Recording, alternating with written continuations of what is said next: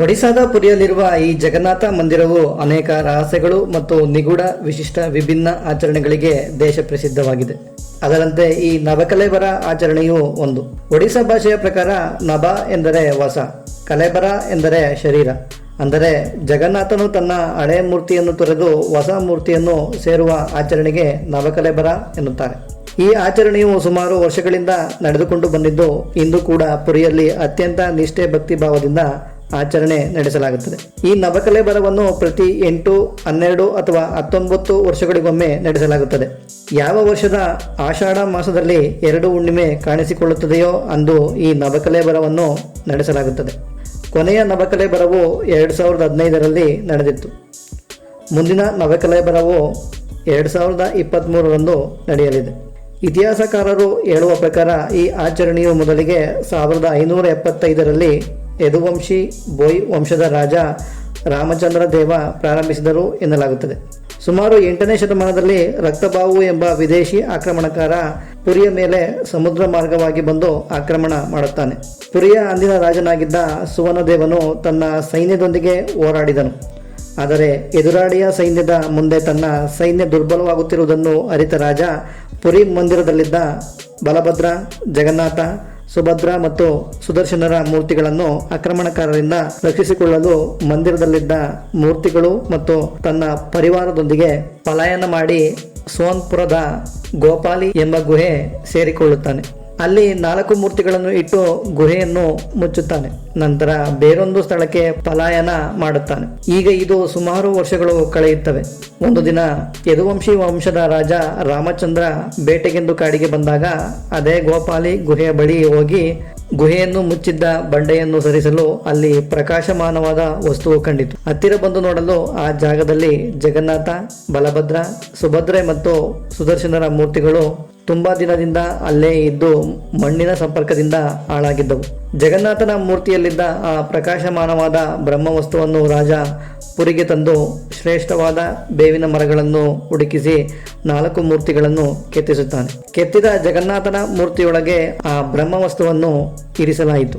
ಅಂದೇ ಮೊದಲು ಜಗನ್ನಾಥನ ನವಕಲೇಬರ ಶುರುವಾಯಿತು. ಅಂದಿನಿಂದ ಪ್ರತಿ 8, 12 ಅಥವಾ 19 ವರ್ಷಗಳಲ್ಲಿ ಶ್ರೇಷ್ಠವಾದ 2 ಹುಣ್ಣಿಮೆಗಳು ಯಾವ ವರ್ಷದ ಆಷಾಢದಲ್ಲಿ ಬರುತ್ತದೋ ಅಂದು ನವಕಲೇಬರ ನಡೆದುಕೊಂಡು ಬಂದಿದೆ.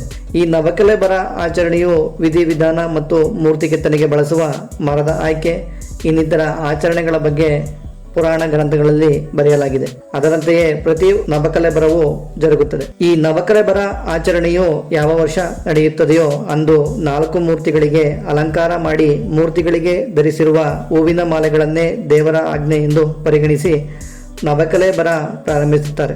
ಮಂದಿರದ ಪ್ರಧಾನರಾದ ಗಜಪತಿಯು ದೇವರ ಭರಣಿಗೂಹವನ್ನು ರಾಜಗುರುವಿಗೆ ನೀಡುತ್ತಾನೆ.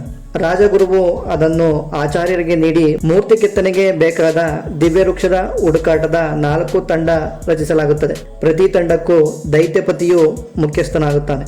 ಆ ತಂಡಗಳು ಪುರಿಯಿಂದ 60 ಕಿಲೋಮೀಟರ್ ದೂರವಿರುವ ಕಾಕಟಾಪುರದಲ್ಲಿನ ಮಾತೆ ಮಂಗಳ ಮಂದಿರಕ್ಕೆ ಪಾದಯಾತ್ರೆಯಲ್ಲಿ ಹೋಗುತ್ತಾರೆ. ಮಾತೆಯ ಮಂದಿರದಲ್ಲಿ 4 ತಂಡಗಳು ಸೇರಿ ಅನೇಕ ವಿಭಿನ್ನ ನಿಗೂಢ ಆಚರಣೆಗಳನ್ನು ನಡೆಸುತ್ತಾರೆ.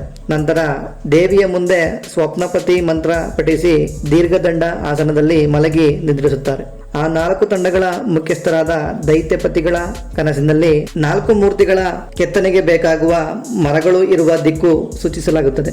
ಆಜ್ಞೆ ಪಡೆದ ತಂಡಗಳು ತಮ್ಮ ಕನಸಿನಲ್ಲಿ ಬಂದಂತಹ ದಿಕ್ಕಿನ ಕಡೆಗೆ ತೆರಳಿ ದಿವ್ಯ ವೃಕ್ಷದ ಹುಡುಕಾಟ ಪ್ರಾರಂಭಿಸುತ್ತಾರೆ. ಈ ಮೂರ್ತಿಗಳ ಕೆತ್ತನೆಗೆ ಬಳಸುವ ಮರಗಳಿಗೆ ದಾರುಬ್ರಹ್ಮ ಎಂತಲೂ ಕರೆಯುತ್ತಾರೆ.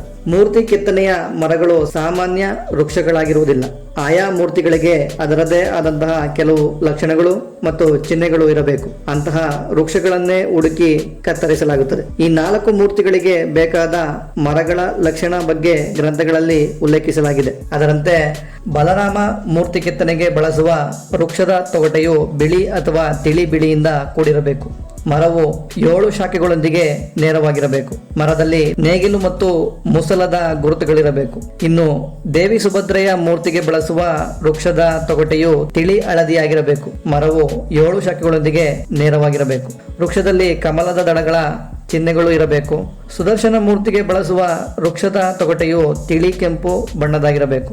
ಮರದ ಹತ್ತಿರ ಹಾವು ವಾಸವಾಗಿರಬೇಕು. ಶಂಖ, ಚಕ್ರ ಮತ್ತು ಗದಾ ಚಿಹ್ನೆಯು ಮರದ ತೊಗಟೆಯಲ್ಲಿ ಕಾಣಿಸಬೇಕು. ಮರದ ಹತ್ತಿರ ಸಮಾಧಿ ಇರಬೇಕು. ಇನ್ನು ಮುಖ್ಯವಾಗಿ ಜಗನ್ನಾಥನ ಮೂರ್ತಿ ಕೆತ್ತನೆಗೆ ಬಳಸುವ ಮರದ ತೊಗಟೆಯು ತಿಳಿ ಕಪ್ಪಾಗಿರಬೇಕು. ಮರವು 4 ಶಾಖೆಗಳೊಂದಿಗೆ ನೇರವಾಗಿರಬೇಕು. ಮರದಲ್ಲಿ ಚಕ್ರ ಮತ್ತು ಶಂಖದ ಚಿಹ್ನೆಗಳಿರಬೇಕು. ಮರದಲ್ಲಿ ಯಾವ ಹಕ್ಕಿಯು ಗೂಡು ಕಟ್ಟಿರಬಾರದು. ಮರಕ್ಕೆ ಯಾವುದೇ ರೀತಿಯ ಸಿಡಿಲು, ಮಿಂಚು ಬಡಿದಿರಬಾರದು. ಮರದಲ್ಲಿ ಯಾವುದೇ ಪರಾವಲಂಬಿ ಗಿಡ ಬೆಳೆದಿರಬಾರದು. ಮರದ ಹತ್ತಿರ ಹುತ್ತವಿರಬೇಕು ಮತ್ತು ಅಲ್ಲಿ ಹಾವು ವಾಸವಾಗಿರಬೇಕು. ಮರದ ಸುತ್ತಮುತ್ತ ಹತ್ತಿರದಲ್ಲಿ ದೇವಾಲಯ ಅಥವಾ ಮಠ ಇರಬೇಕು. ಮರವು 3 ನದಿ ಸೇರುವ ಸಂಗಮ ಸ್ಥಾನ ಅಥವಾ 3 ರಸ್ತೆ ಸೇರುವ ಸ್ಥಾನದಲ್ಲಿರಬೇಕು. ಇವೆಲ್ಲ ಗುರುತುಗಳು, ಲಕ್ಷಣಗಳು ಇರುವ ದಿವ್ಯ ವೃಕ್ಷಗಳನ್ನು ಹುಡುಕಲಾಗುತ್ತದೆ. ಅಂತಹ ವೃಕ್ಷಗಳು ದೊರೆತ ನಂತರ ಮೊದಲು ಸುದರ್ಶನ, ನಂತರ ಬಲಭದ್ರ ಮತ್ತು ಸುಭದ್ರೆಯರ ಮೂರ್ತಿಗಳಿಗೆ ಬೇಕಾದ ವೃಕ್ಷಗಳನ್ನು ಕತ್ತರಿಸಿ ಕೊನೆಯಲ್ಲಿ ಜಗನ್ನಾಥನಿಗೆ ವೃಕ್ಷ ಕತ್ತರಿಸಲಾಗುತ್ತದೆ. ವೃಕ್ಷ ಕತ್ತರಿಸುವ ಮೊದಲು ಮರಕ್ಕೆ ಪೂಜೆ ಸಲ್ಲಿಸಲಾಗುತ್ತದೆ.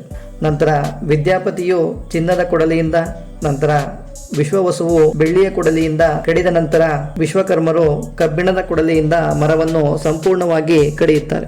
ಮರವನ್ನು ಕತ್ತರಿಸುವವರೆಗೂ ಮಂತ್ರ ಪಠನೆಗಳು ನಡೆಯುತ್ತಿರುತ್ತವೆ.